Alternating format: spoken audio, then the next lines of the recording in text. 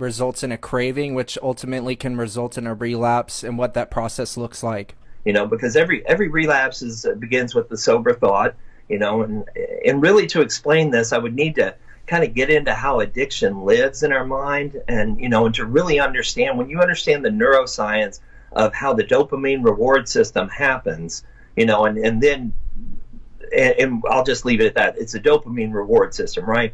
And there's these brain processes, I guess neural processes that happen, when we take in a contextual cue, either in our visual field, or we hear about something, or a thought. Let's say we see our old drug dealer pull into the 7-Eleven.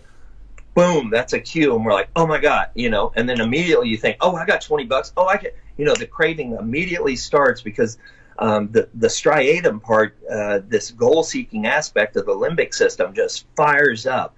And the unfortunate part about this is, in an addict, the prefrontal cortex can't come in and mitigate it. The synaptic pathways seem to be too robust, or however you want to describe it, for the prefrontal cortex, for logic, for the call your sponsor, for the you're going to lose your job, common sense to come in. A normal person, their common sense could come in and mitigate this process. For us, it doesn't. And so we use RAIN to be able to, this constant returning to the breath, and being able to experientially occupy this space where you're watching the thoughts, you're watching the emotions, you're watching. So the moment you realize a craving is happening, you immediately drop into recognizing it, allowing the process with this open energy to start unfolding, and then investigate the clenching in the body, or the excitement that this anticipatory dopamine just rushed into your head, in anticipation of the goal-seeking action that's happening.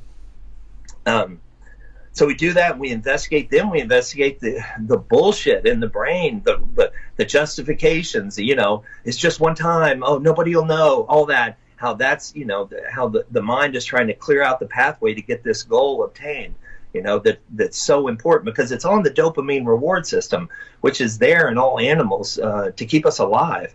So, ultimately, and every addict knows this, when we're craving, it's like our life depends on it, and so if we have the ability to drop back and watch that in a neutral position and allow the discomfort to be there, and it's recognize, allow, investigate, and non-identify, and if you have some type of quality of mindfulness, you don't identify with it. You watch the body as it's hurting. You watch the mind as it's trying to convince you into this. And you watch it, and